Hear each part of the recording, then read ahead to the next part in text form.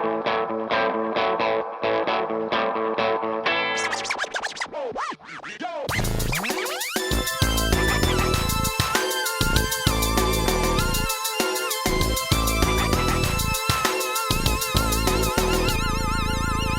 to How We Heard It, the podcast about music, pop culture, movies, and more, with your hosts Wayne Bledsoe and Chuck Campbell. Somebody know this is Chuck Campbell with Wayne Bledsoe, and This is John Baker. we're at How We Heard It, saying hello to our Mongolian friends out there. I think. Do we have any Mongolian listeners? I could be on some gag site that's just pretending to tell me, how you say hello in different countries, but It's fun. yeah. We're not hurting anybody. And who's gonna know? And if we are hurting anybody, you're the one doing it. Me and Wayne are blameless. That's right. Yeah, that's right. I have to tell you guys that John and Wayne are actually holding me hostage, and I have to do that. Anyway, today's episode, You came up with this, and I thought this was just clear as a bell. It's just like remakes we would like to hear, cover songs we would like to hear, songs that don't exist, but it's a song that you would like someone else to cover. And the way I approached this, I wanted it to be songs that are familiar to everybody, because if people don't know the song you're talking about, then nothing you say is going to mean anything, right? But so I went down and I made a list of probably more than 100 songs. My Lord. That and almost all of them were number one songs. And these are from like the 60s to the 2020s to now. okay. So it's a whole bunch of songs. And then I went and I made another list on another notebook. A lot of the performers, maybe 100 of those, performers I thought have kind of distinct styles or vocals or something like that. So I had these two notebooks, right, with a bunch of popular songs over the decades and then a bunch of popular artists over the decades. And it doesn't matter if somebody's dead or not dead, and the person covering the song doesn't have to be, you could have an old group covering a song from today or whatever, but just something you'd like to hear done, interpreted a different way.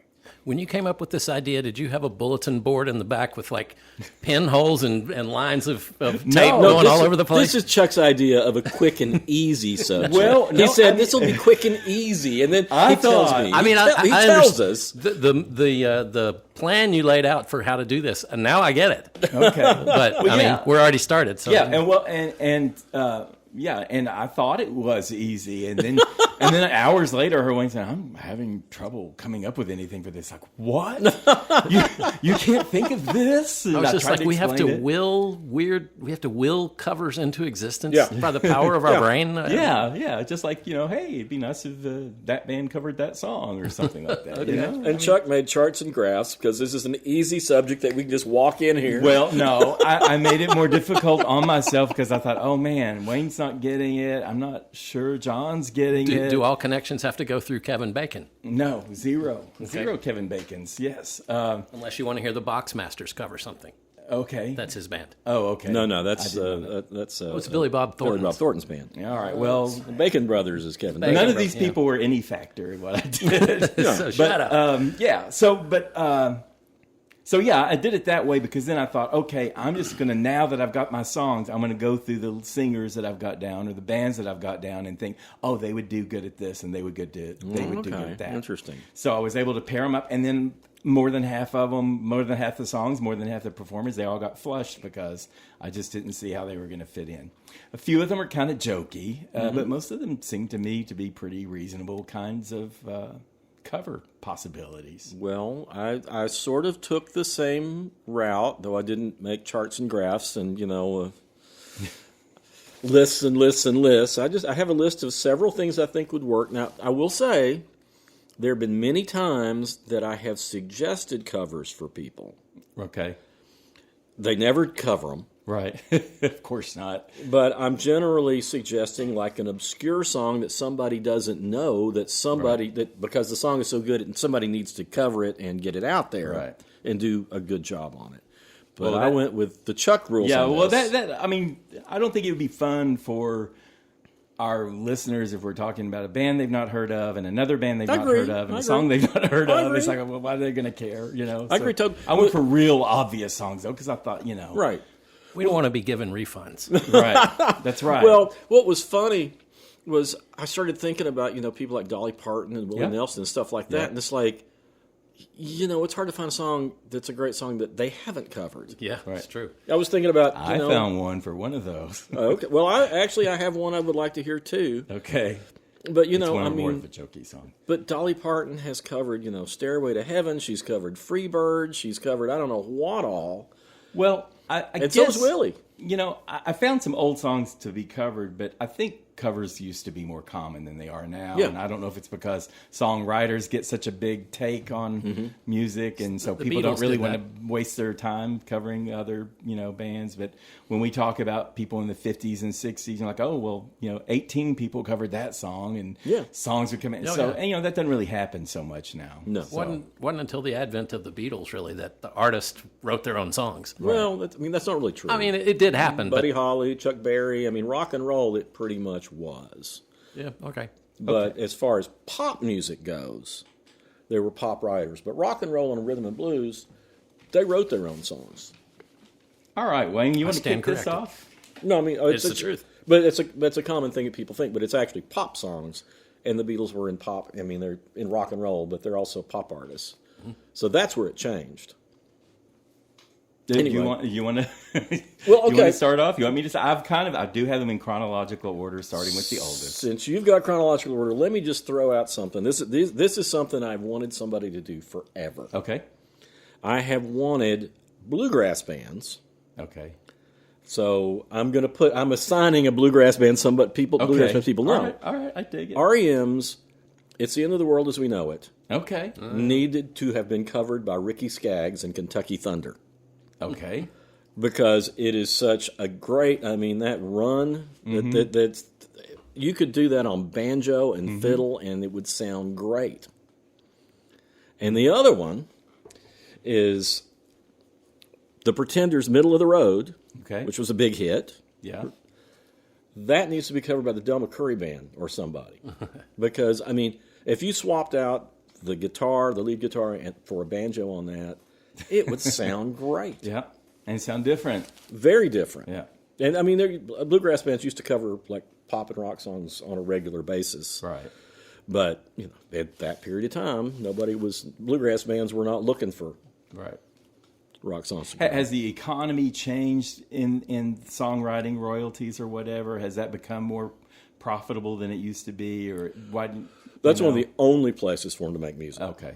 And I think, that has a lot to do with it, especially like in Nashville and places like that. Yeah. Nashville and Atlanta, where you have these songwriters, and that's what they got to get these hits. And, you don't want the artist covering something else when they could be making money. A publishing deal is worth as much as a record deal. Oh, yeah. Probably more. Yeah. Definitely more in some cases. Well, let me break out my encyclopedia here. Okay, here we go. I'm going to start with an obvious one to me.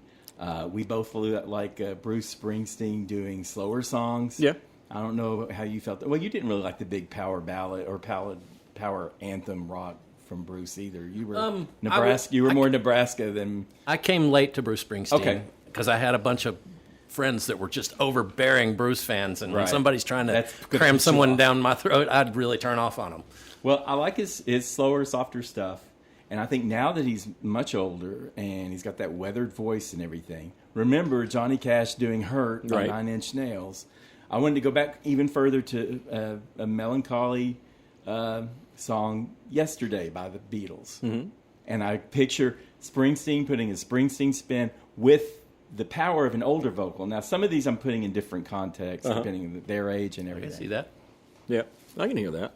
And I'm going to throw another Beatles out there while I'm that far back. And that's Tina Turner doing We Can Work It Out.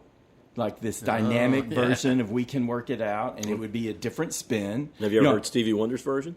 Uh-uh. He does a great version. Okay. Well, And that would be a similar sort that of... would be similar to Tina vibe. Turner, I bet. Yeah. Yeah. So those are two, more obvious big group or big singer covering a big band.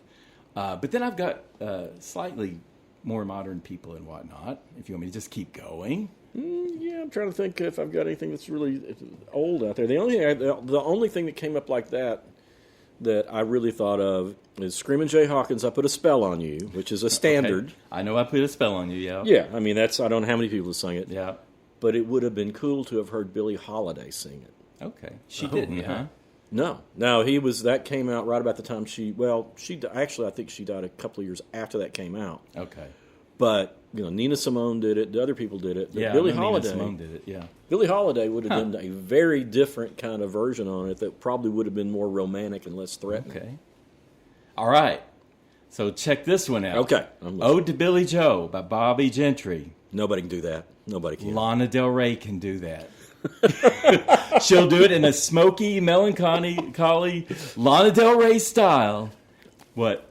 Are you about to cough? No, keep going, because I've got a Lana Del Rey, too. Oh, do you? I okay. do. Well, I just imagine, it's like, who can do that? Because Bobby Gentry takes that low range, and it's kind of like deadpan almost, talking about the conversation at the table and all that. And who could slide in there and just give it this weird kind of intimate, because it is an enigmatic song. It's kind of mysterious. Right. You don't know what's happened. Somebody's dead and something else happened and whatever. And I thought, I bet Lana Del Rey could come in, slide in and put a modern spin on it. Find out what they dropped off that bridge. Yeah. Well, let me tell you what I want Lana Del Rey to cover. Okay, sure. Yeah. Closer by 9 Inch Nails. Because she would sing that and scare the hell out of you, but still make you want to have it with her. Oh, yeah. Well, I mean, I don't think she can help that. It's just like, that's just who she is. But, I like that. I was thinking of Closer, too. I had joked about Dolly Parton doing Closer. No. But that was a joke. But I have another one later with her. So okay. That's since you brought up Lana Del Rey, I mean, it's like, Okay. Imagine. Yeah. John Lennon. Right. Imagine Billie Eilish doing that in her style and floating in there, because she can be very detached but very poignant. She can bring I think she could ace it. It'd be a modern context, obviously. Yeah, I think she could. So, I agree. So not bad, right? Yeah, I think John's still thinking about it. Well, I mean, I just have a general sense about covering Beatles stuff. Even even though Imagine is just a John Lennon song, but I mean, unless you're going to do something with it. Yeah. She would. She certainly would. Yeah. I mean, all of her style and everything, and she's an exceptional vocalist, and yet she's kind of she has this pensive type songs that she does sometimes. So I could just see it. And it would also depend on what Phineas does with it too. Of course. I mean, because John Lennon's is just so stark, and it's just him and the piano. But think, when that came out, everybody was covering Imagine. All sorts of people were covering it, and they were doing it kind of just in his style for the most part. But she would mess with it. I think that would be fun.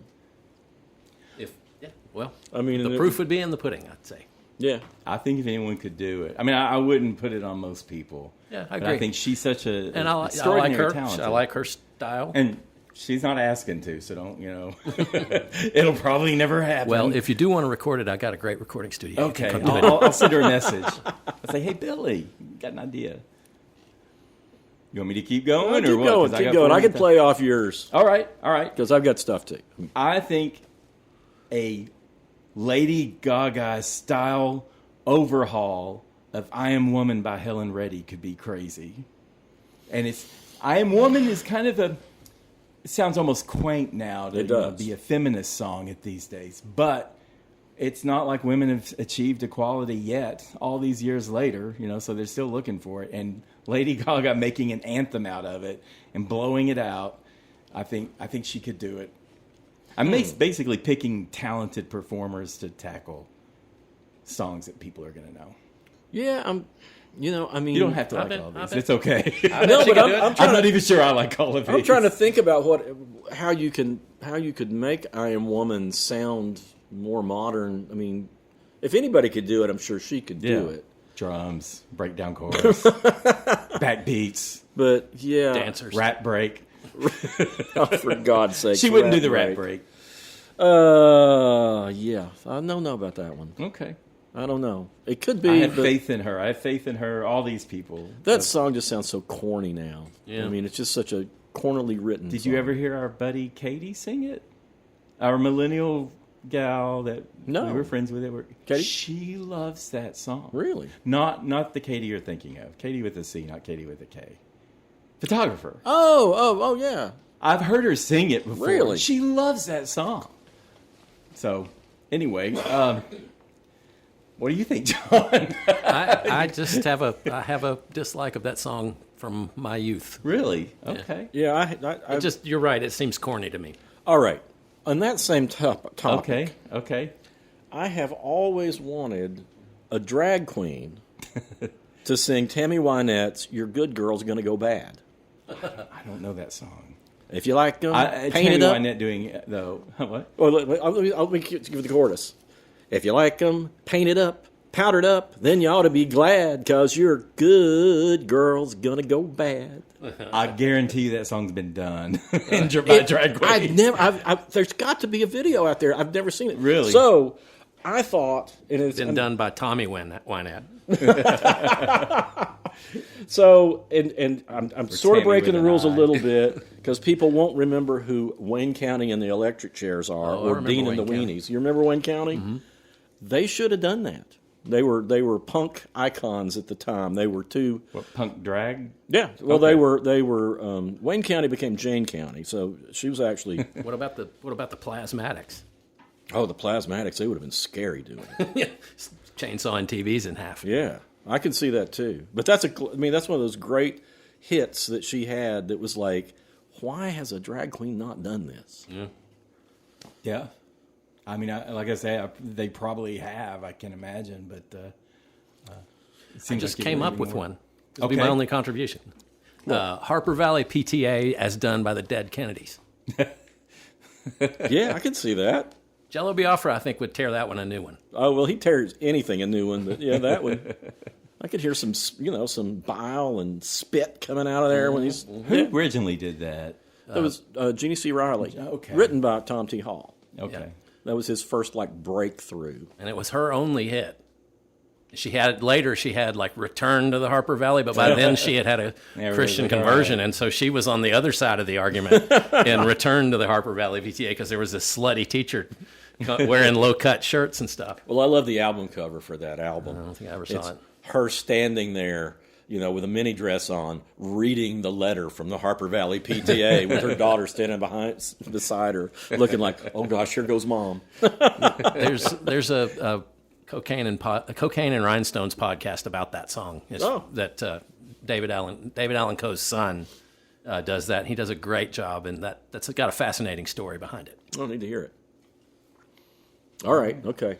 Oh, me again. Okay. Well, you're going to make the pitches, and we're going to either hit them thumbs when up you or pitch thumbs them. down. We're gonna swing for the fences. All right. Well, now this one, I have to put the performer in context. Janet Jackson, not the early Janet Jackson, not the Control, and what have you done for me lately? None of that. Jimmy Jam and Terry Lewis, early teenage Janet.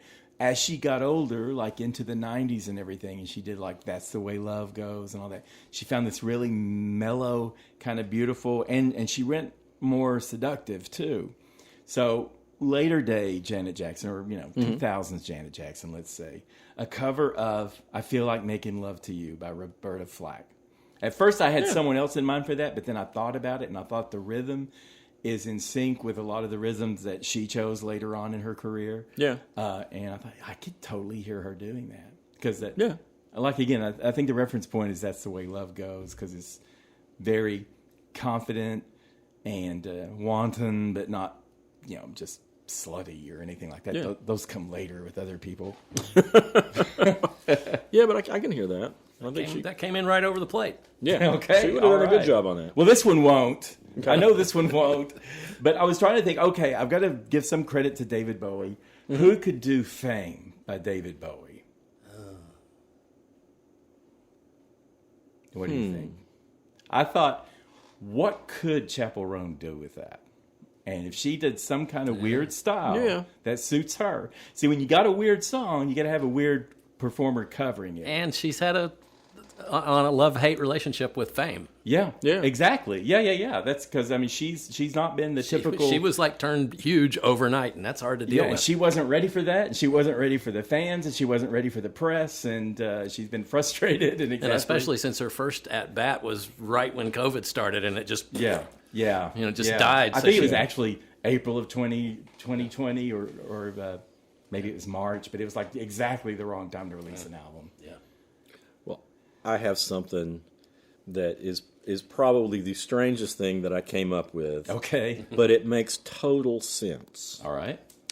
I would have loved to have heard the song Everyday People by Sly and the Family Stone. Remember that? Great song, yeah. Right? Done by Woody Guthrie. Yeah, that does make sense. It's you can hear him. I'm everyday people. There goes a black one. Who So he would do the chorus too. He would do the whole thing. But it's funny because I started thinking about it, and if you change the rhythm a little bit, it could just sound like one of his walking blues, and the lyrics are something he totally would have come up with. Mm-hmm. Okay. Dig it. I'm down with All that. right. Yeah. So how much do you know about Benson Boone? Very little. All right. He is alliterative. He is alliterative. He has a good vocal range. He's got a lot of hits in the last couple of years. Right. He usually wears like these little onesies or gymnast suits or whatever, or he's shirtless. He's very fit, and he's always doing hops and spins and jumps off stage and flips in the air and in the middle of songs and everything. Now, what's a horrible, sexy man song that you can think of from way back? Well, do you think I'm sexy? That's it! Oh, God. I know you don't like that song. I like it by the Revolting Cocks. Okay. So if somebody messes it up. Benson Boone, he fits the role, and he's, compared to Rod Stewart of any time, he's certainly more suited to... Is he like Dallas Dixon? No. He's not like Dallas Dixon. He's also very alliterative. Yes, he is. Yeah. Yeah. That's important these days. It was important back in Charlie Chaplin's days, too. Oh, yeah. and Chuck Campbell, he's real big about alliteration. So this is one that's just didn't work, but I had a song. I got a couple of them that I had songs I liked, and I had groups or acts that I liked, and I was trying to think, how can I make these fit the list and not get dumped? So I was thinking My Sharona by the Knack. I love that song. I love the drums, of course. I love the guitar solo. It's got a long-ass guitar solo, but I can deal with that. And I thought, what I'm sorry. It's punchy.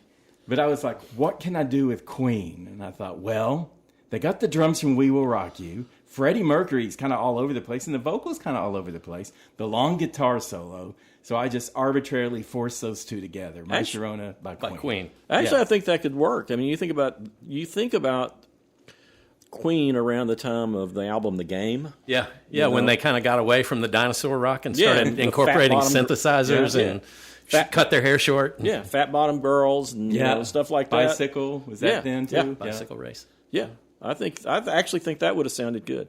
All right. Yeah. Oh my God. Yeah. Well, okay. I've got one just because you made me think of songs that I hate. Okay. Wind Beneath My Wings, as performed by the Sex Pistols. Okay.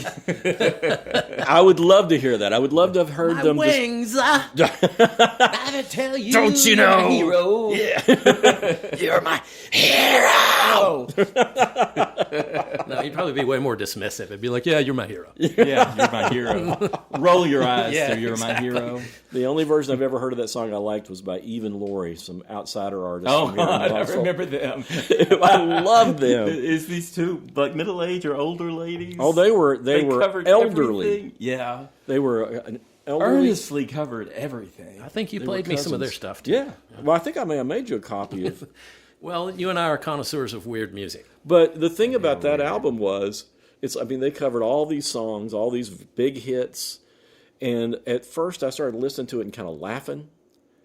And then I realized, after like 2 hours, I listened to it 3 times. Yeah. And I loved it. They knew how to perform. That's the thing. They weren't just doing it. It may have been for laughs or earnest or whatever. It was earnest. But they could perform. So it's like, why not? And they had these weird harmonies that, this is what, when we're talking about this subject, I could have listened to them doing anything because they would hit these strange harmonies that were like, that's not, no, it is right. It is something about but that. yes. Yeah. And that, I love it when they do something. It's just like when we're talking about Revolting Cocks doing Do You Think I'm Sexy? Right. Because they actually go there and say do their something name different. again so people can look them up.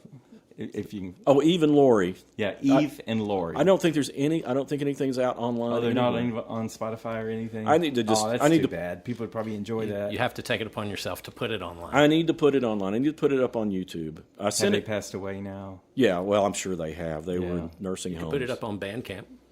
Yeah, I could. Doesn't take any money or anything. Yeah, I could do that just so it's up there for So free. 'Cause people can download it. They would have liked it. I got passed just through the studio community. It's just labeled the Bob Clark Experience, and it's I got it from a studio guy, and he's like, and there was a session that he had, and it's somebody with an acoustic guitar, and evidently they have never held an acoustic guitar in their life, and they're basically playing the what do you call that brand? It's like around here it's Rock 104, but it's like just dinosaur rock. It's ZZ Top and Led Zeppelin and Pink Floyd, and he plays Over the Hills and Far Away by Led Zeppelin. He plays it and sort of sings it, but he can't play and he can't sing. But it's recorded beautifully. There's reverb and everything. And he does Twist and Shout. Can't play it, can't sing it, but he does it. Sometimes it's the gift wrap on the present that makes the most. You know? I don't know. For some reason, it's strangely attractive. Sometimes. I mean, and right. when you're on the subject of these covers, sometimes you want to hear them just because you think, oh, that's going to be a great train wreck. Well, this one I don't think would be a train wreck. Call Me by Blondie. Real rock. Right. And it was Blondie's rockiest hit. Right. You know? And, that was like 1980. It's wild. Go into the 90s with electronic rock, Sassy Woman. How about Garbage covering Call Me in a 1990s context? Yeah, doing I mean, it they're more almost- Because rock. they did a lot of like really grating kind of synthesizers, and she had that real forceful. She still does. They're still performing. They recorded an album this year, so I thought of that one. And then I moved into 9 to 5 by Dolly Parton. I wanted someone who could give that like a real earthy spin, make it a real like bourgeois. I mean, like a working class work. Yeah. Not secretaries, but even Right. But how about Aretha Franklin? I thought I could put Aretha Franklin on anything in here. Yeah, pretty much. She could sing the phone book. And she would win. Yeah. But I just thought that would be a good spin because I love Dolly Parton's version. I really do. I think it's great. It's peppy and everything. But if you put some stank on it, and made it like more, working an even tougher job. Well, especially from, the Pink Cadillac era. Yeah. Aretha Franklin, a she little could do older Aretha, yeah. Yeah, I think so. I mean, I have Aretha Franklin down too, but the Aretha Franklin, the song I wanted her to do is Love Rain O'er Me by The Who. Oh. Because we talked about it before. Roger Daltrey does a great job, but he can't hold that note at the end. Okay. Betty LaVette covered it. She does a great job, but she can't hold that note. Aretha could hold it all day. Aretha could have All night. slayed it. Yeah. She could sing circles around that. I mean, she really could cover everything on my list, probably. Yeah, well, the Maybe not Ode to Billie Joe. No, she'd pull that off, she too. could do that. She could do anything. I mean, that's the thing. Is like, and the danger is when she sings something, it's like you never want to hear anybody else sing it. Because she sung it. Yeah, It's been sung. there's just very few instances. I don't like her version of Bridge Over Troubled Water as well as Simon and Garfunkel's, even though Paul Simon likes it better. But she never recorded the stinker. No. That wasn't her style. Nope. So let's take Taylor Swift. Okay. And let's look at her bridge from country to pop. Right. And Shake It Off. And what a peppy, fun song that was. And since then, she's gotten, not that all of her songs are serious. I mean, she's had like kind of sassy songs and everything, but they've not had quite the pep of that. So how would you... I'm listening. I'm not going to be able to tell this Oh, one. come on. Here we go. How about her covering Mickey by Tony Basil? Because, I mean, she was even dressed as a cheerleader in Shake It Off, right? But just that whole... I don't know. I think a teenage Taylor Swift post-country could have pulled that off. I was trying to pick Taylor Swift in a little more of a playful... Because she's been pretty dour through a lot of her songs in recent years. So anyway, It's hard for me to hear Taylor Swift anybody doing but that. Tony Basil's doing that. The Ramones could have done it. The Ramones could have done a guess. great version. Yeah. Okay. But man, I'm having a tough time with Taylor Swift doing it. Well, and then this one I already told you, it's such a duh, but it's Sabrina Carpenter doing Like a Virgin, doing Madonna's Like a Virgin. I mean, that's just, they're the same person, just from different generations, because she's sarcastic and kind of flirty and also a little bit mean, and no one bought Madonna really feeling like a virgin, and I'm sure Sabrina Carpenter wouldn't either, but they would certainly play off each other. Uh-oh, I got to move faster, I guess. Uh-oh, okay, we're slowing you down. Yeah, you want me to just keep going, or, I mean, you got some? You got some? Oh, I got some. I'm up in the Macarena. Okay. As done by Devo. Can you imagine? Shorter, I bet. Yeah, much shorter. But can you imagine what they would do? Oh, it would have been pumpy. It would have been weirdly electronic, and it would have been. I think that would work, Wayne. I do. I think so. I could have. I'm jealous you came up with that. Everybody Wants to Rule the World by Tears for Fears. I think that's a very lovely song. It's very melodic and everything. And I kept thinking, who has that kind of tone? I thought, what if they went for a more sophisticated version and you had John Legend do it, maybe just at the piano? Yeah. I think he could pull that off and make that elevate it in a way, although I think it's a fantastic song. It's one of my favorite songs from the 80s. I might like his version better than theirs. I just think you do. Yeah, there's something about it and the melody and all the things that he's good at that they nailed on that song. Okay. Yeah. No, I think that's a good choice. And also, I still haven't found what I'm looking for by U2. Right. I think Muse, because I think a lot of times I think of Muse as more kind of a Queen-like group or more active-like group, but those vocals and everything, I think they could sprawl it out like that and maybe put more of a punch into it. I don't think it would sound exactly like U2, and I wouldn't want it to, but I think they could cover it. I kind of lump Muse and U2 together.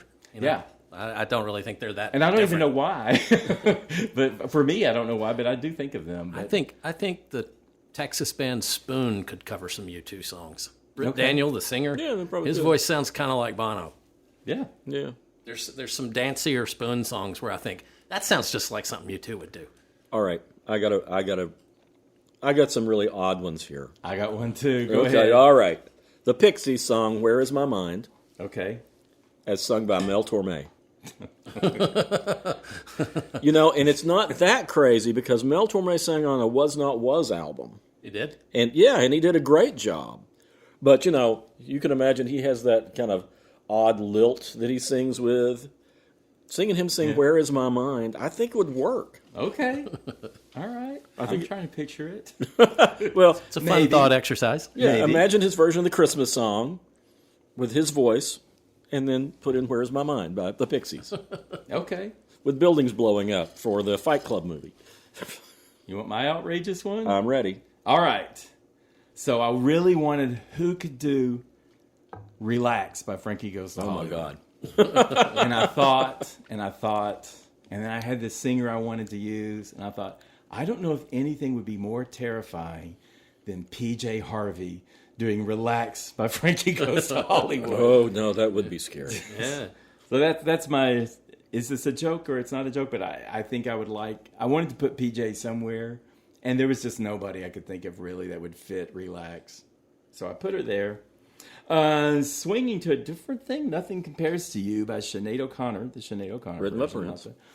And I thought, okay, I need a good singer who would have a different tone, but also like a very pure voice. Mm-hmm. I thought, and at first I thought no, and I thought about it again. I thought the Carpenters, Karen Carpenter, she would bring this deep, kind of quiet melancholy to it, which it certainly has melancholy that Sinead O'Connor brings, but hers goes, hers kind of punctuates. And I thought if it was just like this steady silky tone, smooth.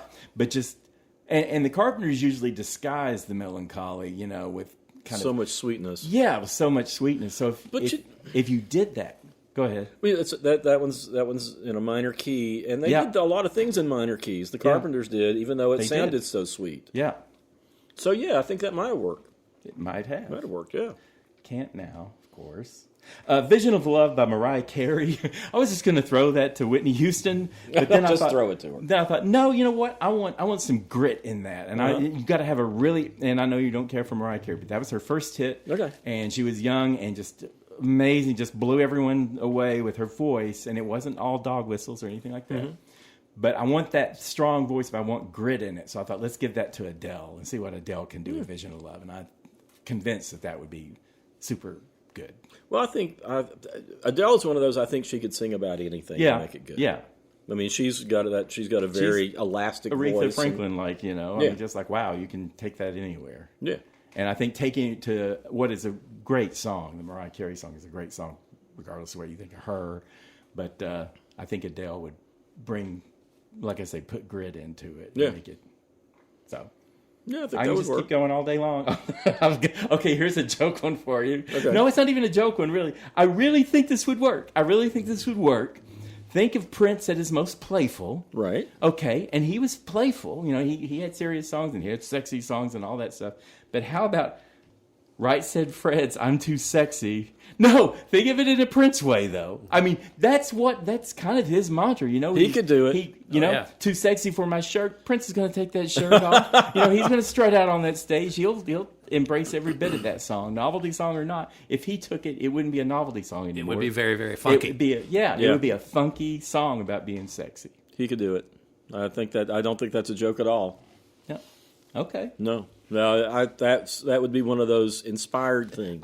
Thanks. I mean, that's what I thought. I thought, that's a joke. I thought, is it a joke, though? And I kept thinking, I thought, he could do that. He could do that with his guitar and some skin tights and all that, and a wink and, you know. Yeah. Well, you know, when we're talking about I Put a Spell on You, that was basically a novelty song when it came out. Oh, really? Yeah, because Okay. Extremely Hawkins was just, you know. I didn't know that. He was over the top with it. So, but people recognized it, and it may be the same with Right Said Fred. I never thought about that. I always thought it's a novelty song. It was a novelty song. But you give a novelty song to a great performer, and it won't be a novelty song anymore. Yeah. No, that's a good idea. That would have been good. I'm happy. It's like, I thought you were going to gun down. I knew some were inevitably going to get gunned down, but Well, not many. well, here's one that you might. Okay, so we've got a Whitney Houston version of "I Will Always Love You." We've got a Dolly Parton version of "I Will Always Love You." Very extremely different versions. So who's got kind of a Whitney strong voice, but also has that something extra and that more personable kind of thing? I thought, how about Annie Lennox? If anyone could do it, I think Annie Lennox could. I think she would bring more authenticity maybe than Whitney has, because, you know, when Whitney goes sailing, then you're kind of like, oh, is she just singing or is she feeling it? Yeah. But she also has Whitney power type voice, you know, and Dolly's more high range, you know, top of her head kind of. It'd sound totally different. She'd have a lot more growl and a lot more. Yeah. I don't see her pouring her heart out. She seems like she's kind of a guarded person. Yeah, well, but you know, I mean, that's one of the things I like. Did you hear the Savage album? That's like a great album, and she's got some. I think it was their least popular or second least popular. I gotta say, I'm not familiar with a lot of her rhythmics. Okay, well, she was that had some hurt. No, I think she would make. I'm sure she would do it great. It'd be a totally different spin. Here on Comes that the song. Rain Again. Do you remember that? Yeah, that was very emotional. Falling in my head like a memory. Yeah. I think she could do it. All right, I got one. Elvis Costello. Okay. I think he's a really good singer. When I saw him in Atlanta in like '82, whatever, he did the Backstabbers by the OJs on stage. He didn't record it, but he did a really good job on it. But I thought, Gloria Gaynor's "I Will Survive." Right. Elvis Costello could knock that out of the park. He could. I could see that. Could. Yeah. All right. For sure. Yeah, I mean, you think about it. I mean, he covered. I mean, he wrote with. He could do so much more. You know, people just think he's kind of like an alt rock kind of quirky guy, and he was, but he had so much more. I think diversity. He's tried all kinds of things. Yeah. You know, people criticized him. Said, you know, he tries to record his record collection. Right. Where are you going to draw inspiration Why from? not? That's right. Well, I would. When I had lunch with him, he said, you know, people can criticize me. He said, well, I'm not going to do anything I want to do. Yeah, sure. Yeah. Sure. Well, All and, right. and what does they say? You know, good artists borrow from other artists. Great artists just rip them off. Well, Steal. And as Woody Guthrie said, he just steals from me. I steal from everybody. So I got one. Okay, so, you know, of course, ABBA was hugely popular in the 70s and into the 80s. And then in the 90s, ABBA. Oh, I thought you said Davo, and I was like, Davo. Is that Devo or ABBA? It was Devo and ABBA. It was this band they formed. They merged. No, ABBA. And then in the 90s, Ace of Base came along. Right. And they were 2 men and 2 women. I think it was 2 sisters and a brother, but so it wasn't 2 couples. And they had a pretty good run, and they had a song called The Sign, which was very well done. It was very detailed and precise like ABBA. And they were also from Sweden, so both these bands were from Sweden. I thought, what if you just gave ABBA back The Sign and let ABBA record it? Because I think that everything that Ace of Base had was great, but there was just something special and more emotional that ABBA brought to it. And I thought if ABBA came in and just took away, so you have someone who's influenced by someone doing a song, and then the influencer comes and takes it back and does it. I think that would be a good example for them. Also, California Love by Tupac. Let's just give it to Nicki Minaj, because why wouldn't we? Just give her that, and just let's see what happens. I just want to hear that. And for the same while I'm on the same bender there, Gold Digger by Kanye West and Jamie Foxx. Mm-hmm. Let's keep Jamie Foxx to do his part, but let's have Lil Nas X do Kanye's part. I'm glad you brought Lil Nas X up, because I've got something on him. Okay. Well, when you were mentioning the guy that was flipping all over the stage, Lil Nas X does that. Benson too. Boone. Yeah. Yeah, I think that would work. What you got for Lil Nas X? Well, I actually like Old Town Road. Okay. Wait, I think I may have that. Do I have someone doing it? Okay, go ahead, though. Right. I do. Oh, I do. Taking it, we'll bring that up with this one. Okay. Taking that in a totally different direction. Me too. Louis Armstrong. Imagine the voice of "It's Old What a Town Wonderful Road." World" going to Old Town Road. Well, I think that's great. And by the same token, I have Fiona Apple doing Old Town Road. So I think that's a little further afield than Louis Armstrong. It just might be. And I thought, could she do this? And I thought, well, I really want a Fiona Apple representative here, and I really want Lil Nas X, Old Town Road. Yeah. I thought, could she do it? Could she do it? And it is Lil Nas X and Billy Ray Cyrus, so maybe we pair up Fiona Apple and Louis Armstrong to do Old Town Road. We'll give Fiona the Billy Ray Cyrus part. There you go. Yeah, I think we've got to smash it. Well, the scary thing We'd is have to AI. with AI, we could make all this we can happen. make all this happen. Well, the funny thing is, like, one of the biggest surprises as far as covers go to me, other than the ones we've talked about, was when Tori Amos covered "Smells Like Teen Spirit," which was the only time you could ever understand the lyrics to "Smells Like Teen Spirit." But it worked. Yeah. And the ludicrousness of the lyric. I mean, I think it would work for Old Town Road. Yeah. Yeah. I think so too. Louis Armstrong, Fiona Apple, together again for the first time in years. Just more general. My Heart Will Go On. Celine Dion, the insufferable song from Titanic. That's just cold, cold, cold. But what if someone heated it up and made it a vibe like Sade? If you had that she has a low key voice, and I thought if she just took it, I'd probably listen to it, as opposed to the Celine Dion. Anyway, I will move on to Pony by Genuine. Right. Just give it to Drake. Drake is the new generation Genuine anyway. It just makes sense, and he would do it just as well with it. And also Work It by Missy Elliott. Give it to Doja Cat. I can hear her sing now. Put your thing down, flip it, and reverse it. And I want Doja Cat to have that opportunity to do that. I can see that. Okay. I mean, those are ones that just seem kind of like naturals. Somebody hears it. Yeah, I got some natural, some unnatural. You want unnatural? How about Hollaback Girl? Gwen Stefani's Hollaback Girl? I ain't no Hollaback Girl. It's like, I need someone really weird for this. I need someone really weird to do Hollaback Girl. And I thought, who's weirder than Bjork? Oh, my God. There aren't many. That is the weirdest one you've come up with. I started thinking, how could this happen? And it could happen, because Bjork will do anything if she feels like it. So I'm trying to imagine. So the trick is motivating Bjork. Yeah, if we can just get Bjork interested. I'll send her an email. Okay. Okay. Hey, Bjork, tell her I said hi. I've got a very natural one. Okay. Free Fallin' by Tom Petty. Yeah. It's just a great song, start to finish. Nora Jones. Huh. Just Why not? Yeah. quiet, no frills. Because, I mean, the lyrics carry that song. Would she have the long notes, too? Yeah, she could do that. Okay. But, Yeah. just hearing that, I mean, she would, break it down just to its essence. Okay. I like that. I actually like Nora Jones, even though I spent years making fun of her. And that trying was to just- drive me crazy because That I was liked just to her. get you crazy, not because I didn't like her. I'd go home and listen to her. Secretly. And then I'd come back and mock her again. There you would. Nora Jones. I remember it all the time. Closeted Nora Jones fan. Well, okay, so Linda Ronstadt, she was the sexy thing in her day. And it wasn't as overt as sexy women got as the years went by. So what if we revisited Hips Don't Lie by Shakira with Linda Ronstadt? Think about it. I'm thinking.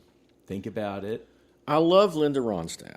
Uh-huh. But Linda Ronstadt doesn't have the carnality The carnality, I like that. that Shakira has. I mean, her picture sure did. I saw Well- those pictures on her album covers. My God.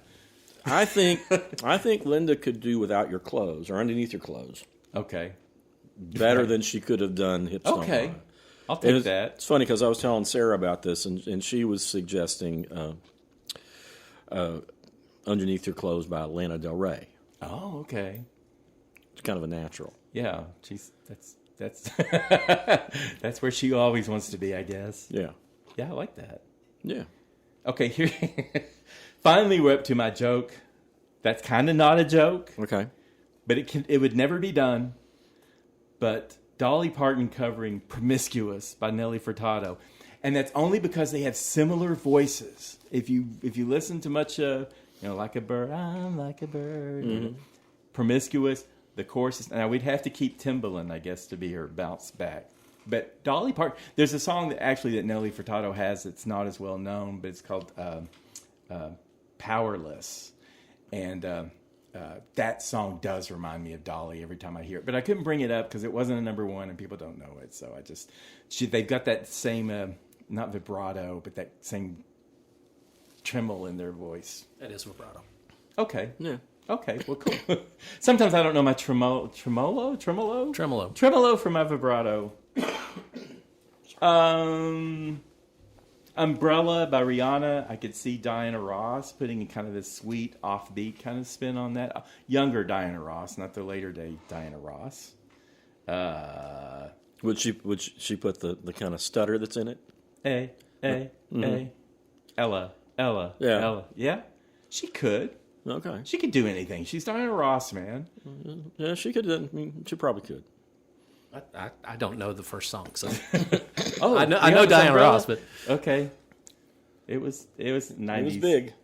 Britney wasn't Spears. what I was listening to then. Britney Spears' biggest hit, "Toxic," which is a great song. I don't know if you remember "Toxic." I remember Toxic. Ask Lauren. I remember it.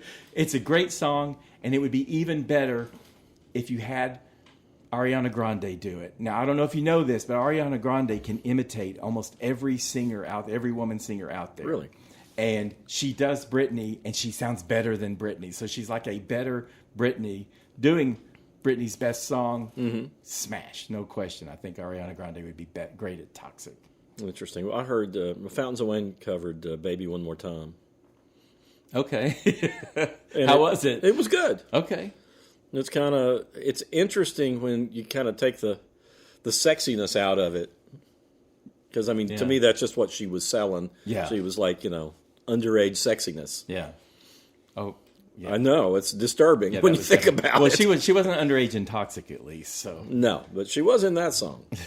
Dancing, in her schoolgirl outfit. Baby One More Time. How about Lady Gaga's "Born This Way," reinterpreted in the 70s, rollicking piano song by Elton John? Can you imagine if he had something like that in the 70s and really pushed the envelope with something like that? I could see it. It would be probably. "Baby, I was born this way." Yeah, I can see that. I mean, I can see that probably around the Captain Fantastic, Goodbye Yellow Brick Road era. Mm-hmm. He could have done it. Yeah. Yeah, I can see that. Could have. I have no opinion. I don't know I'm any. getting in more modern songs. I don't know any Lady Gaga. I'm losing John here. All right, let me throw something out that's totally off the wall of what you're doing. Because I was thinking, there's so many songs I wanted to hear George Jones sing. Because I think George Jones is one of the greatest singers of all time. And I had a stack. And it turns out some of those songs he actually recorded and didn't release. And our friend Mark Dunn, who played drums with him, we were talking about stuff that George didn't record. And he talking about this stuff. But George Jones singing John Prine's Sam Stone. Maybe the saddest. I have no idea. I don't know what that song is. Well, that's Prine's most famous song, probably. I don't know about heroin addiction. Well, about a soldier who comes back from the war addicted to heroin and eventually overdoses. And it's, along with George Jones's "He Stopped Loving Her Today," right? One of the saddest. I do know that one. Well, one of the saddest songs ever written. They're both incredibly sad. I really don't know John Prine. It's like I know I should, and I know he was big. Yeah. I don't know that you would kind of like you and Lady Gaga, I guess. I don't know. I don't know that you'd like his voice so much, but you would like his lyrics. Yeah. Yeah, he's a great lyricist. His voice is it's an acquired taste. Well, I love his voice. I do too. But it's not, when I hear what Chuck likes. Yeah. It's not the kind of voice I think that you particularly like. It's very plain spoken and a little folkier, but but it's the folky side. Yeah, I like Jim Croce. But Jim Croce is a lot kind of a smoother singer. Oh dear. Okay. Oh gosh. John Prine's a little rougher, but the lyrics to Sam Stone. All of John Prine's lyrics were great, but man, that would have been great by George Jones. It would have been great by lots of people. I heard Tammy Wynette do John Prine's "Unwed Fathers," and she could make you cry. Okay. So there you go. Oh, back to me. Okay. Instead of mic drop, that's a mic smack. So Rolling in the Deep by Adele. Mm-hmm. I thought we've talked about Donna Summer, what a great voice she had, how she was the voice of disco and it was all marauder and all that styling and everything, but she had a voice. And in the 80s, when disco was dead and everything, she was still doing songs and she still had that voice. I thought, let's give her a song with some meat on the bones or whatever you want to call it. Okay. So I thought Donna Summer covering Adele's Rolling in the Deep. I'm going to move along here because I see we're running out of time already. I think Sexy and I Know It by LMFAO, Black Eyed Peas. That just makes sense. That's simple. Counting Stars by One Republic. You know that song? I think ELO would be good to come in and take all the diverse elements of that song and the great vocal tricks that Jeff Lynne would be good at. I think ELO could do a great Counting Stars. Shake It Off. Now, who do you think would do Shake It Off by Taylor Swift? I got a good one. Not coming the up B-52s. Oh, yeah. Totally the B-52s. Yeah, and it could be, Fred do... the hater's gonna hate. Or maybe the girls, shake it off. Yeah, I can do that. I love that. I want to hear that. I think they could do that. All I Want for Christmas Is You by Mariah Carey, right? Mm-hmm. So what if we just gave that to Beyonce and at least divided up that song so that you're not just hearing Mariah Carey? I'd like it better, I can tell you that much. Yeah. I think a lot of people would. And it would be hard for them because some people are hell-bent and determined to hate everything Beyonce does. Mm-hmm. But she would do a good job of it, and they might have to embrace that. Yeah, And it's not country. Maybe she'd do it in the country style. All that fuss over her making a country album is so silly. It was just stupid. It was, and I didn't think it was a great album particularly, but it was just better than what was coming out of Nashville. Right. Yeah. Right now. I agree. Yeah, totally. Just get over your Beyonce hate, people. You don't have to love her. She's all right. She does good stuff sometimes. As It Was by Harry Styles. I've listened to that song a lot. It's very melodic. It's very melodic and it's very harmonic and all that stuff. And I keep thinking the Beatles could do a great. You really see a Beatles influence this many years away from the Beatles, and you see it's so bent on details and pieces and parts of the song. It's just a pop song by a former boy band guy, but it really had something special to it. I think it won the Grammy for Best Song, I think. What boy band? What boy band? One Direction. Okay. Oh, okay. Okay, here's one. Flowers by Miley Cyrus. You know how that goes? I can buy myself flowers. Yeah. Okay, so I insulted this woman when we were, not Miley Cyrus, but this woman, we were talking about women singers. But I thought, what if you just let her run loose with that one? And that's Janis Joplin. Because Miley's got that kind of grainy sort of, voice. Yeah. And I thought, dial back Janis Joplin just a tiny bit and just let her do that song, because it's all about independence and being confident and taking care of yourself and just giving the finger to somebody else. And I thought that'd be cool. I'm getting through this. I am. Okay, all right. Sabrina Carpenter, Espresso. You would like Kylie Minogue's version of that. Kylie Minogue defined the high woman voice, the whispering kind of thing that I like so much now. Kylie does it better than any of them do, and she's got a stronger voice than most of them do. She could have done a better job with Espresso, I think, than Sabrina Carpenter could, and it fits her kind of sassy attitude too.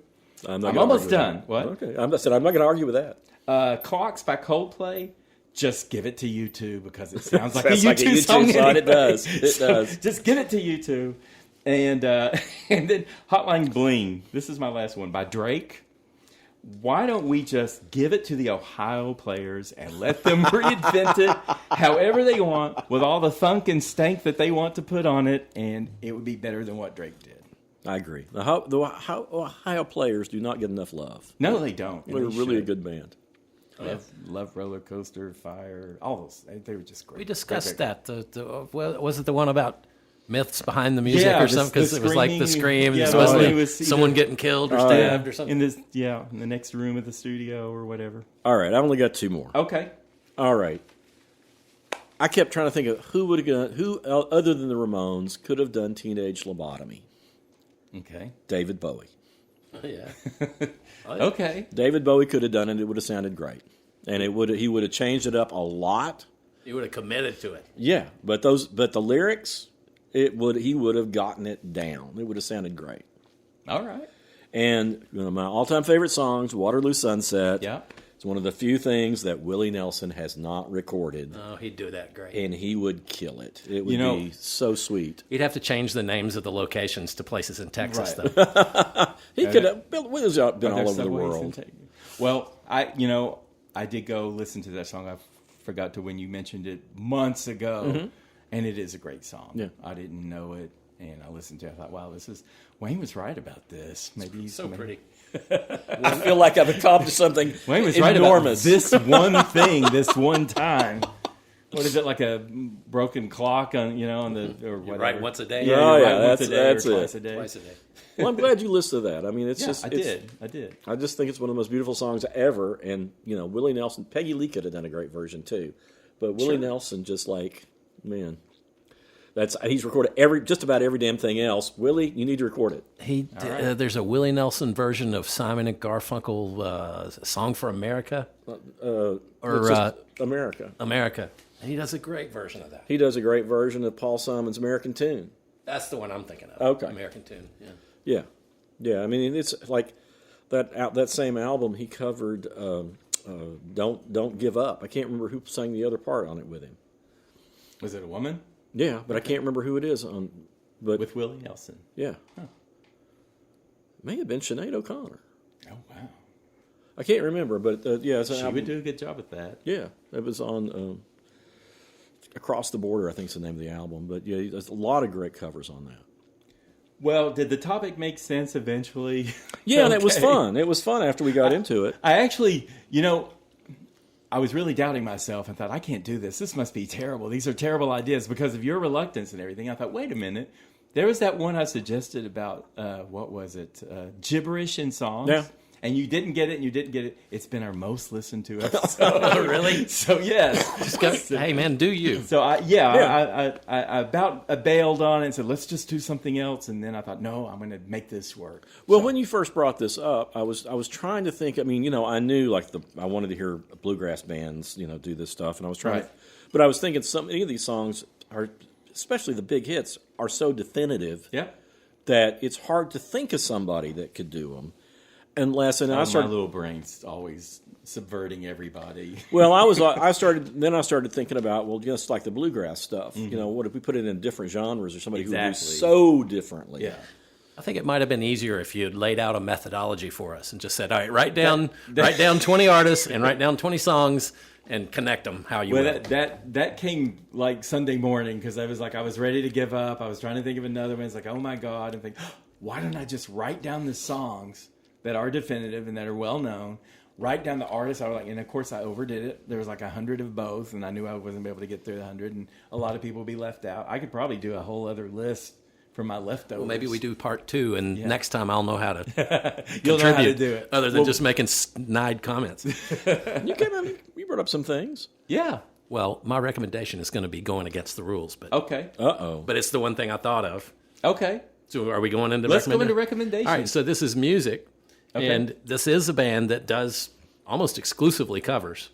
And the concept sounds like it could be so cheesy, but it is a band called the Easy Star All Stars, and they are a reggae band, and they do reggae versions of classic albums. The first one they did was Sgt. Pepper, remarkably good. They've done Dub Side of the Moon, Dark Side of the Moon. Yeah. They did Radio Dread, which was OK Computer. Okay. They've done Ziggy Stardust. They've done. There's others, and they're all really, really well done. Yeah. And Leslie and my wife and I, find ourselves listening to them all the time. Just whenever we listen to reggae, put on the Ziggy Stardust one, and it's just really good. Huh. And in fact, the irony is that they also put out an album of their own stuff.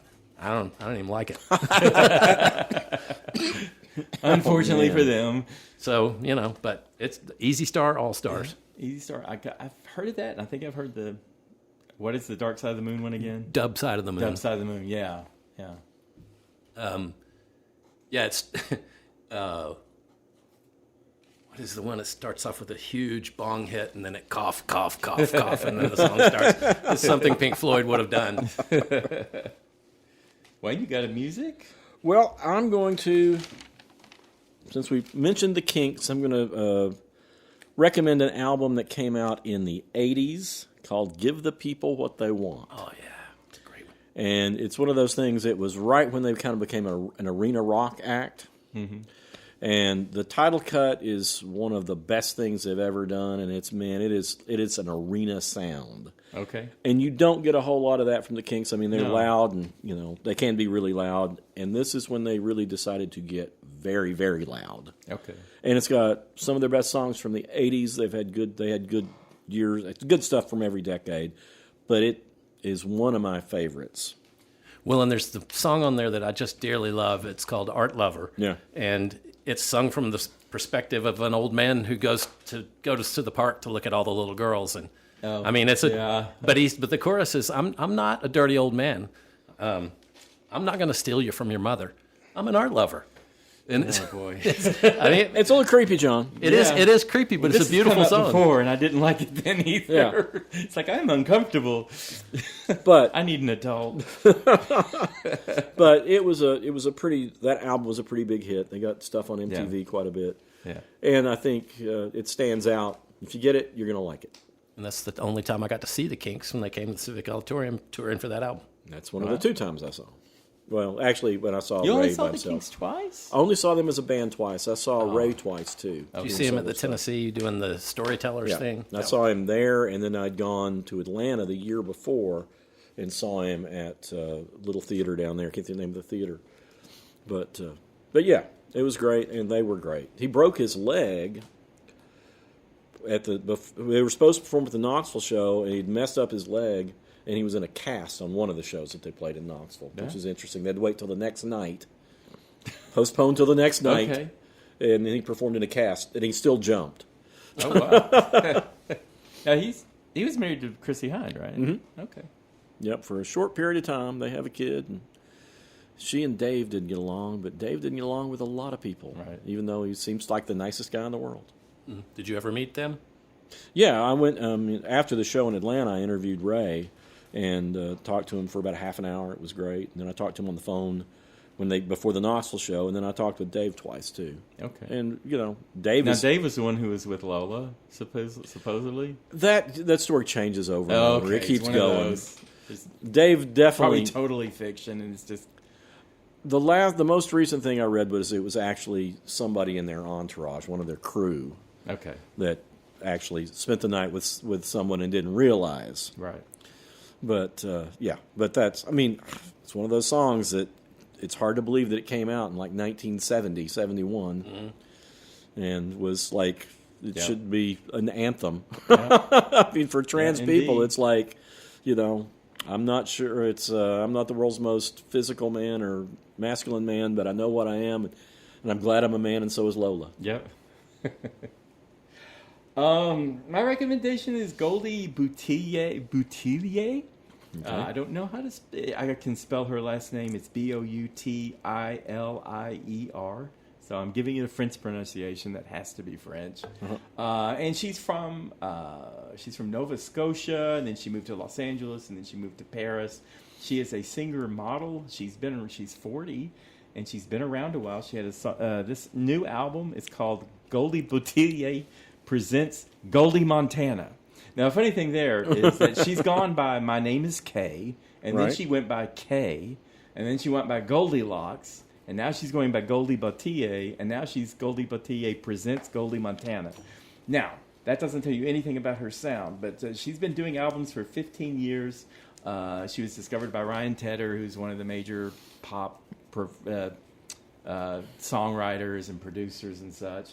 And my friend Ray's crazy about her right now, so if he's obsessed over her, I had to check her out. And she is awesome. She's like Alana Del Rey meets Miley Cyrus, meets Stevie Nicks in a David Lynch film. And this album, this Goldie Montana, is it's kind of a concept album, and it's this woman who's very confident and also kind of sleazy and very sensual, and she's like a prostitute and drug user and all this stuff. But she's got a song called King of Possibilities, which is like a soulful Western swagger song. Neon Nuptials, which is a dreamy kind of song. It's like she marries some guy in Memphis or somebody in Memphis, and she says, "You were on a run, so you took my last name." There's an ethereal song called I Can't, which is this grandstanding kind of song about not being able to let go of somebody. But I think the best song on here is called Favorite Fear. And it's kind of, it goes back and forth. It's like an epic, and it goes back and forth between menacing and kind of rolling and flowing. And it's very poetic. She's a great songwriter. She goes, of course you're going under. I'm your favorite fear. Anyway, there's not a bad song on the album. Again, great lyrics. She also had a great song called The Actress that came out before this album, but this album came out July 23rd, 2025, and she's like a femme fatale / underdog, so it's this weird cross-section. And I think she's never going to be like a big breakout. I mean, she's 40 now, so, right. But very intriguing stuff. Cool. Well, for a visual recommendation, I'm going to recommend the Yogurt Shop Murders. It's on Max right now, and it's the story of an basically unsolved murder of 4 young teenage girls in a yogurt shop in Austin, Texas, in 1991. Okay. And the biggest takeaway, and you're gonna see this right at the beginning of it. You don't have to get too far into it, so I'm not giving anything away. Is it shows you how easy it is to get false confessions. And I've been kind of curious about it. I've seen it. Yeah. I haven't watched it. Well, it's Parts of it, but I haven't. It's very disturbing. It's and who knows, the people who were arrested, maybe they did it, but chances are they didn't. But before even they were arrested, you had 2 people confess who didn't do it. Yeah. Wow.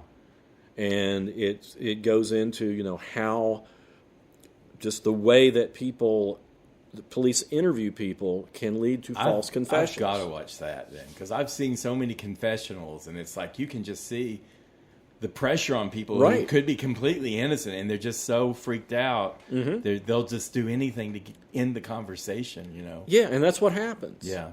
And I mean, it's a tragic story. They talk to the families, which I'm glad they did, because so many of these things they don't really talk to the victims' families enough. Right. And they do, and of course you get affection for all of them, and you see some of them that are, you understand why they're going down the road they're going down. They have all this anger. Right. But it makes you think a lot. Do they have, like, do they feel like the people who were convicted were actually, the confessors were actually they do. wrong? They did it? Yeah. Okay. And I think that so many people are in the place where they have all that anger, they got to put it someplace, and who they should be angry at are some of the police. I mean, and you talk to the early police, the early investigators, who two of them were taken off the case that you really like a lot. Mm-hmm. And one of them believes that the people who were convicted of it did it, and the other one doesn't seem like he does. They were just browbeat. Yeah, so it's very complicated, and it's Is it a engrossing. series? It's four episodes. 4? Okay. Yeah, and I've seen it, and I didn't know. And like I say, I've seen parts of it, but I just need to commit to it. And yeah, and you got to be ready, because I mean it's disturbing, and you feel a lot. Well, I want to be disturbed, and I'm going to feel a lot this weekend. That sounds like a nice Saturday. Excuse me, if you've heard me coughing, it's because of allergies, driving me crazy. Ragweed. Oh, ragweed's terrible. Anyway, John? I found a documentary about Stevie Nicks called Through the Looking Glass. Oh, cool. From 2014, so it's a little dated. Oh. But I've been researching recording studios lately, and the studio where Rumors was recorded at the time was called the Record Plant, and it's in Sausalito. It's now just called Studio 2200. But anyway, it's just amazing, because I knew that like Rumors was recorded in a real tumultuous time within the band, but I didn't really know the dynamics of what was going on. But like, Stevie and Lindsey Buckingham were writing songs at each other, and John McVie was singing harmony with Christine McVie on "You Make Lovin' Fun," which was about her new lover, and Mick Fleetwood, his wife just left him, so he was bereft, and then Stevie and him hooked up, sorta. I mean, there was just like all kinds of weird stuff Stevie going and on. Mick Fleetwood, I didn't even know A little that. bit. I mean, it wasn't like any kind of profound thing, but they were just, and yet they were all getting on stage together and playing these songs to audiences, and just, recorded one of the biggest selling records that was ever made. I don't know. It's pretty fascinating. More on Stevie and her like solo stuff, because I heard a little bit about Stand Back and working with Prince. I don't know if that came up, but just I don't remember that. Okay. But anyway, it was something. I love rock documentaries, so Where do you see that? it's on Prime Video, Okay, Prime Video. and you can rent it. Okay. All right. Did you guys see Bullet Train in 2022? no. You need to see this movie. Really? Yes, you do. I saw it. It was the summer of 2022, and I knew it was an action movie, but I thought it would probably be funny, and it's hilarious, and it's big, glitzy. So let me see. It's directed by David Leitch, and it's an action comedy, and it stars Brad Pitt. And his code name in the movie is Ladybug. Mm-hmm. So there's a bullet train that's going through Tokyo and into Japan, some other city that's going to. And Brad Pitt is lured in. He works for the crime syndicate. He's kind of a hapless sort of criminal. He's not as sophisticated as a lot of the others are. And he gets a job to go get a briefcase full of money. And he's talking to a woman on the phone. It's Sandra Bullock, but don't worry. Sandra Bullock is hardly in this movie. You only see her for half a minute, and she's just the voice. She's very cold voice with him on the phone. So the way you feel about Sandra Bullock, this isn't going to ruin it or anything. This like suits her. Okay. It's got Aaron Taylor Johnson plays one half of these twins called Tangerine and Lemon, and I'm getting ahead of myself. So this train, it ends up with all these different assassins on it, and they're all kind of there on uncertain reasons, and they're kind of thrown together, and they're not sure why, and each one has like some kind of agenda, and they're kind of all against each other, but sort of not. Anyway, and there's like a killer snake, and like Bad Bunny comes on in the middle of it, and he's trying to get revenge for everybody being wiped out at his wedding. Anyway, all these assassins, and Brad Pitt's great because he's like the least good of all of them, and he's been set up because he's actually in there, and everybody thinks he's another assassin who's actually played by Ryan Reynolds. But Ryan Reynolds he gets an uncredited role at the very end, and he's the guy who is supposed to be on this train, and people were supposed to be trying to kill him. So Brad Pitt doesn't even really know what's going on. But it's this big glitzy train.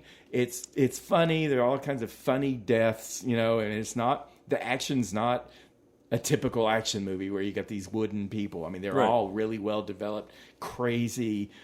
Joey King's in there. She plays the Prince. And she's like this manipulative. She's kind of dressed like a schoolgirl, and she's like crying to everybody. And she's trying to set up everyone to get them killed, So it's a lot of fun. I think one of my favorites is Channing Tatum's also in it, and it's just an uncredited role as well. He's only has like two or three really short scenes, and his first one, Brad Pitt sits down across from him. There aren't that many passengers on this train, and then later on there are no passengers. But he sits across from Channing Tatum, and he says, "Listen, dude, I need you to do a favor for me." And Channing Tatum says, "Is this going to be some kind of sex thing?" and Brad Pitt just looks at him and goes, "No." So then Aaron Taylor Johnson comes in. And he sees the hat and glasses that Brad Pitt was wearing. Only it's Channing Tatum wearing. He goes, "All right, bugger, you got to get up and blah, blah, blah." And Channing Tatum goes, "Is this some kind of sex thing?"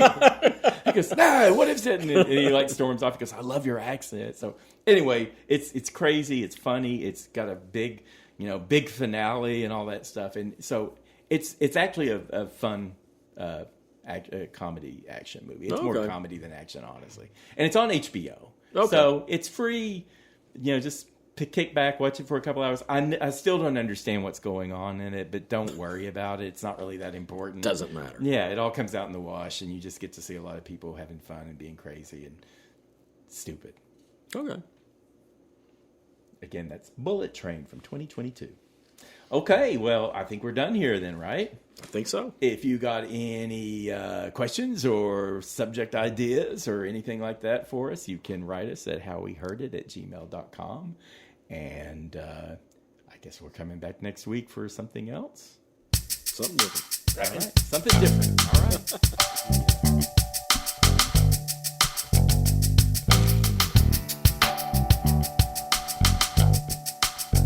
You've been listening to How We Heard It with Chuck Campbell and Wayne Bledsoe, a podcast about music, movies, art, culture, whatever it is that's on their mind. How We Heard It was recorded at the Arbor Studio in Knoxville, Tennessee by me, John Baker. How We Heard It is a Cozy Planet production. If listening to this podcast has given you a burning sensation, then we recommend you sit in a hot tub until your symptoms fade away. If you'd like to reach out to Chuck or Wayne or even me, you can send an email to howweheardit@gmail.com. So thank you for listening, and come on back and we'll have another episode for you next week.